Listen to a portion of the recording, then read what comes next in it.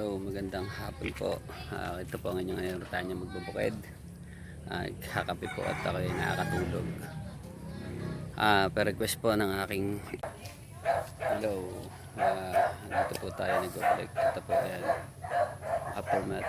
Yan yung bakod namin na nasira. Manukan. Tapos yan, yung mga alaga dyan. Dito. Tapos yung mga kalamansi po. Puno ng kalamansi. Natumba. Tapos yun, yung pinagpulak namin mga puno kanina, yung malaking punong kahoy, una namin inalis ni tatay kanina, kaya imbes na makapag vlog ako ng umagang umaga, vlog tapo ang inabot ko dahil wala pong tulog at puyat at ayun na, pagod. Ayan, dyan po yung puno ng milina na namin dyan, pinulak namin. Ayan po, kitang kita naman.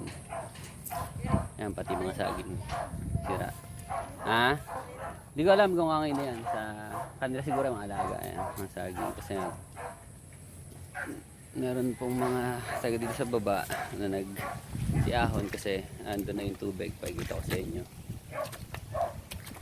Kaya marami pa kaming trabaho dito, pati mga buwan na tanim ko na kalamansi nagbagsakan yung iba. Ayusin pa namin dyan dito sa loob ng bahay namin, ay sa loob ng pakod. Marami pa rin dyan, marami pa rin mga bagsak na sanga sa puno na asikasuhin. Yan, lalakad po tayo. Ayan, kita naman yun naman po. May mga nakabagsak pong mga tanim dyan. Ayan, mga kalamansi. Ayan, yun. Ayan. Tapos hinahanap ko na lang yung aking mga kambang, yung mga alaga. Ayan po, busy po ang mga tao dito. Ayan, paglilinis. Ayan, pagpupulak ng mga kahoy. Sige po, babalik pa ako. Ayan, nagbabalik po tayo. Kahapon po pinakita ko sa inyo na nasa gitna ako sa may ilalim ng kawayan, na doon ako nagpapahinga. Ngayon po, ayan, makita nyo, marami pong bagsak yan sa mga tanim. Yung papaya ko po na itinanim lahat yan, ayan, bagsakan. Tapos ito po yung kawayan na tinatambayan ko. So ang tubig po andyan, ayan, ayan yung tubig. Yung tanim namin sa baba hanggang doon may kabila, baha na po, lumubog na po sa tubig dahil eto na po ang tubig. Yan, makikita po ninyo. Ayan po, dito po ulit ako sa may gitna. Ayan, hindi na ako papasok dun sa aking tambayan dahil bagsak na po yung ano doon na masukal, lilinisin pa. Kaya ilang araw po marami naman trabaho dito. Ayan, tulad yan, yung mga kalamansi ko. Ayan, mga tanim. May mga sili halos hindi na rin makakita. Nasa gasaan yata ng mga kung ano rin. Ayan, swerte po tayo talaga, kaibigan. Nag-aanap. Ayan, ayan, tumba po pala yung isang kawayan doon sa may kabila. Ayan, so lalapit po tayo ng konti. Ayan, dito sa may baha. So kung dito po, ayan yung pinagsusugaan ko ng kambing na pre. Ayan na po ang tubig. So dito po, definitely lagpas tao na po ang tubig dyan sa baba na yan, mula dito sa tinatapakan ko. Ayan, ito po. Ayan, ang dami naming linisin at trabaho dito. Ayan, hindi nyo na po makikita yan. Ayan, pati mga tabas. Ayan, maagos pa po yung tubig. So hopefully huwag na sanang umulan, umangin para hindi na madaglagan. Tinaganan tumaas. Kawawa naman po masyado yung mga may tanim at hindi pa nakakaani. Tapos yun po, doon po sa may mga bahay na nandun sa may banda, sa may mga dulo, okay naman po sila, safe naman po sila, maayos naman. Andito yung mga alaga nila, yan, mga nakatali dito, mga kalabaw, baka. Ayan, dito nila inahon dahil dito po mataas sa lugar namin. Tapos nandun naman po sila, yung mga pamilya nila, mga bata. Tapos ayun, nandun sila sa likod kila tatay. Tapos nandun naman sa taas sa amin yung iba, bahay. Wala naman pong nasaktan, ano, dahil nakaligas naman po sila ng maaga-aga. And ito po, yung mga kasalukuyan ko po namumungang papaya. Kaya makita ninyo. Ayan. Mga ano po. Ayan, dami papaya dito. Ayan, sarap mag-atsara, mag-kilawin. Ayan. Ayan, nakatayo po siya at least. Ayan, tuma yung pati aking kalamansi. Ayan po, ang sili. Ayan, wala na rin. Nakabuligta na rin.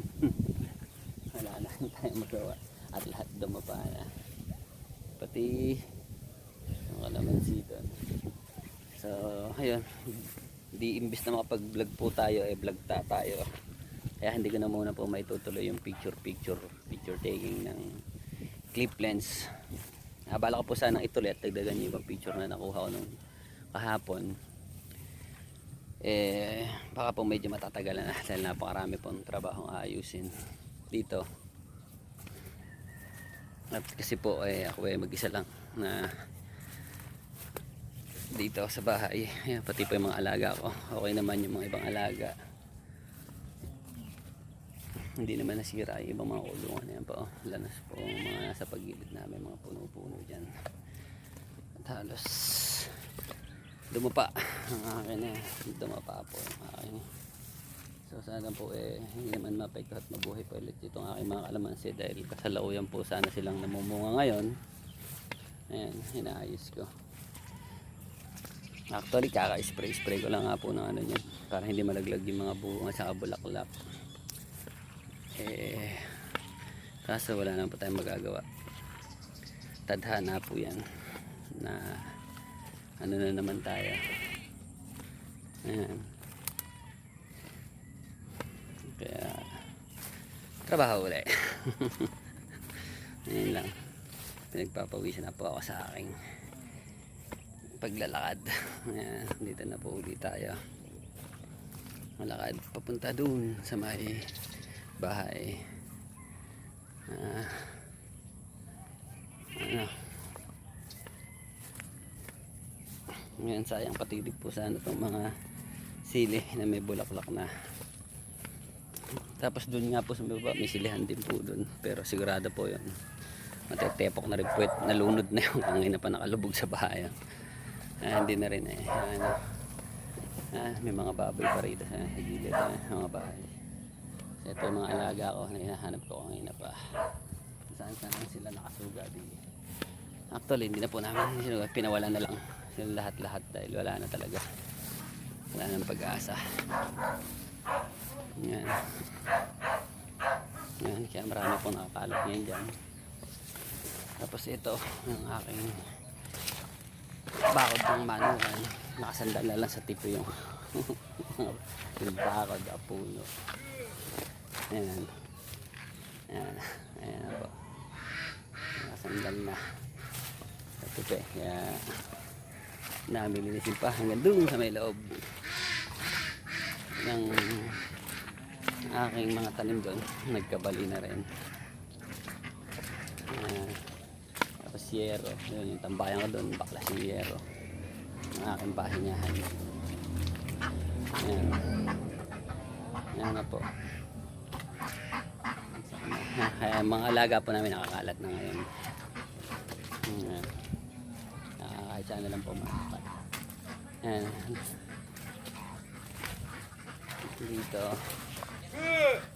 Tapos si tatay nagpapakain na ng mga bibi. Ayan, wala nang bakod yung bibi namin. Yun po yung pinutol namin kanina na pinagsak na puno. Ayan. Medyo malaki-laki rin. Kaya nakit po ang katawan ko. Ayan, tapos yan po yung aming mga taga-baba. Nagkano dyan. Ayan po sila. Ayan. Tapos ito yung palakol na ginamit ko kanina. Pakikita ko sa inyo. Nag-alamachete ako kanina. Kaya na nakita ang aking katawan. Kaya ayun. Tapos kwento po, yung isa po sa mga nakandito sa taas. Yung bahay po nila, nilipad yung bubong. Nagiba yung mga pader. Yung panggilid. Ayan. Ayan. Ayan. Ayan po. Ayan. Si Abe Richard. Abi Jo. Ano lang sa akin kapatid. Marami pang linisan dito. Hanggang dito na lang muna po ulit. At malamang susunod nito, puro vlog ta na lang muna ulit. Sana po ang vlog natin. Luluto nyo dyan. Ano po.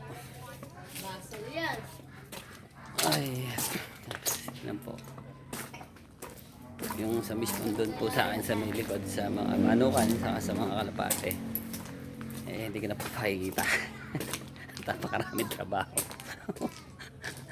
Sakit sa bangs.